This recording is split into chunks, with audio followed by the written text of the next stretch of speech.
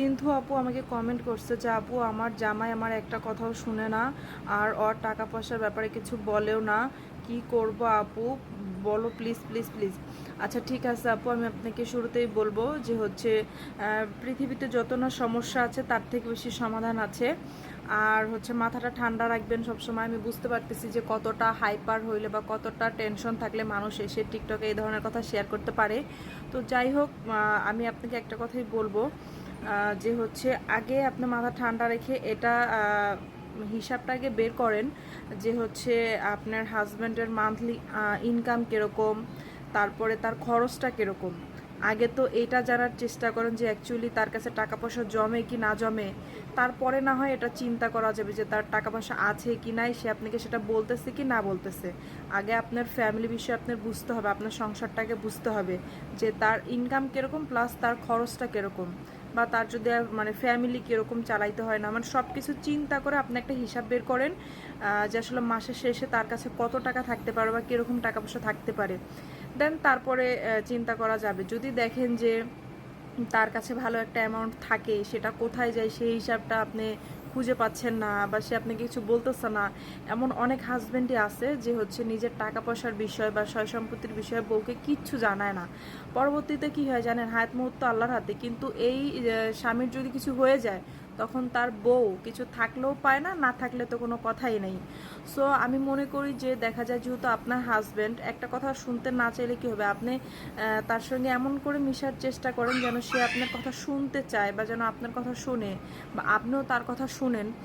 তো দেখা যায় যে অনেক সময় স্বামী স্ত্রী আমরা অনেক ইমোশনাল থাকি, অনেক রোমান্টিক থেকে অনেক ভালো মুডে থাকি, তখন আপনি তাকে একটু টেকনিক্যালি বুঝাবেন যে হচ্ছে তুমি তো আমার কোনো কথাই শুনতে চাও না, আমাদের ফিউচারের কি হবে, তো সন্তানাদির কথা মানে সব কিছু মিলায়ে আপনি খুব সুন্দর করে তার থেকে কিন্তু কথা বের করতে পারবেন যে হচ্ছে সে আসলে তার যে অর্থ সম্পদ বা ওনার যে সেভিংস এটা সে কি করতেছে, কোথায় রাখতেছে, কিভাবে কি জানতে চাইবেন। হ্যাঁ, যে আমি জাস্ট জানতে চাই, এমন না যে আমাকে সব কিছু দিয়ে দাও, বিষয়টা তা না, যে আসলে বিষয়গুলো কি এগুলো জানতে চাই। কারণ ঘুরে ফিরে সংসারটা কিন্তু আপনাদের দুজনা, সংসার কিন্তু কখনো করে একার হয় না। সো সে কি পছন্দ করে, সে কীরকম পছন্দ করে, আপনি সেইভাবে চলার চেষ্টা করেন, তাহলে হয়তো বা সে আপনার মনের কথাগুলো বোঝার চেষ্টা করবে। আপনাকে তাকে বোঝার চেষ্টা করেন যে আসলে তার ভিতরে কি চলতেছে, তার মাইন্ডে কি চলতেছে। যদিও বা একটা মানুষ হয়ে আর একটা মানুষের পুরো ব্রেন কিভাবে চলতেছে এটা বোঝা সম্ভব না, তারপর আমরা চেষ্টা করতে পারি। তো আপনি তাকে আস্তে ধীরে বুঝায়া আর কি জানতে পারেন।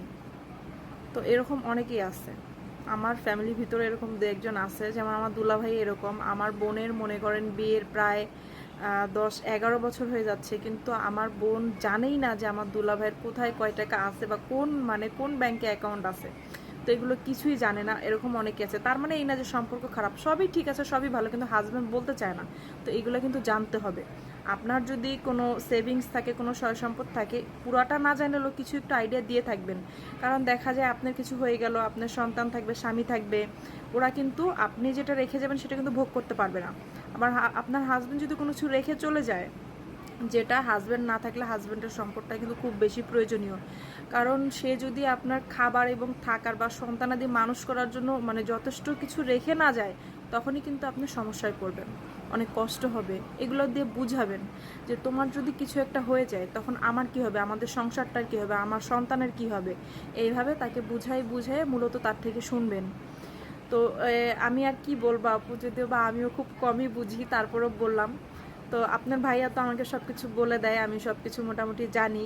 আর কোনো কিছু মানে টাকা পয়সার বিষয়ে যখন কিছু করে, কোনো সিদ্ধান্ত নেয়, অবশ্যই আমাকে জানায়।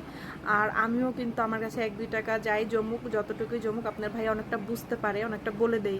কারণ আমি যদি এখন মারা যাই, আমার তো বাচ্চা থাকবে, আমার তো সংসার থাকবে, আমার স্বামী তো এটা জানতে পারবে না, দেখা যাবে কোথাও না কোথাও জিনিসটা নষ্ট হয়ে যাবে। সো আমরা একে অপরের, আমি না থাকি পৃথিবীতে কিন্তু আমি যাদেরকে রেখে গেলাম তার কি হবে।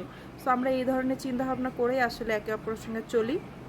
তো আমি আশা করি যে আমি আপনাকে বুঝাইতে পারতেছি। সো আপনি একটু মাথা ঠান্ডা করে বুদ্ধি দিয়ে এইসব সমস্যার সমাধান করার চেষ্টা করেন। আর আরেকটা কথা বলবো আপু, যে হচ্ছে এমন কারোর সঙ্গে আপনার সমস্যা শেয়ার করবেন না যে চাই মূলত যে কোনো জিনিস ভাঙতে। হ্যাঁ, ভাঙাটা খুব সহজ, কিন্তু জোড়া দিয়ে শক্ত করে ধরে রাখা কিন্তু খুবই কঠিন।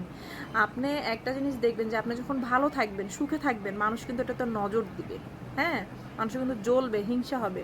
কিন্তু যখন আপনি কষ্ট থাকবেন, হ্যাঁ, যখন আপনার কষ্ট থাকবে, তখন কিন্তু মানুষ এটার মজা নেবে, প্লাস আপনাকে আরও উল্টাপাল্টা হচ্ছে বুদ্ধি দিবে। সো আমি এটাই বলবো, যার কাছে পরামর্শ চান না কেন, একটা ভালো সৎ একটা মানুষের কাছে পরামর্শ চাবেন, আর নিজের বুদ্ধি দিয়ে চলার চেষ্টা করবেন। একজনে আপনাকে একটা কথা বললো, আপনি ওইটা শুনেই নাচা শুরু করলেন, তা কিন্তু হবে না। জীবনটা আপনার, সংসারটা আপনার, স্বামীটা আপনার। সো মাথা ঠান্ডা রেখে তাকে বুঝে শুনে দেখেন, আপনি তার সঙ্গে সংসার করেন, আপনি কিন্তু তাকে খুব ভালো করে বুঝতে পারবেন, চিনতে পারবেন। আপনার থেকে ভালো কিন্তু তাকে এই পৃথিবীতে কেউ চিনবে না। সো আগে এটা মানে তার সমস্যা কি, অ্যাকচুয়ালি তার আসলে কীরকম আসে, আমি তো আপনাকে শুরু থেকে বললাম। আপনি যদি আমার কথাগুলো মনোযোগ দিয়ে শুনেন, দেন আপনি কিন্তু বুঝতে পারবেন যে আমি আপনাকে কী বলতে চাইছি। তো অনেক বড় বড় সমস্যা কিন্তু কথার মাধ্যমে সমাধান হয়। আপনি যদি রাগারাগি করেন, চিলাচিলি করেন, বুঝতে না পারেন, তাহলে হবে না। মাথা ঠান্ডা রেখে সব কিছু করতে হবে। তো যাই হোক, অনেক বড় ভিডিও হয়ে গেল, অনেক বকবক করলাম। সো সংসার এমন একটা জিনিস, এটা নিয়ে যত বলতে যাব, যত শুনবেন, যত জানবেন, তত আরও বেশি অভিজ্ঞতা হবে। এই সংসারের জানার কোনো শেষ নাই, সমস্যারও কোনো শেষ নাই, সুখেরও কোনো শেষ নাই। ডিসিশন আপনার, চয়েস আপনার, আপনার বুদ্ধিতে কিন্তু আপনাকে চলতে হবে। Thank you.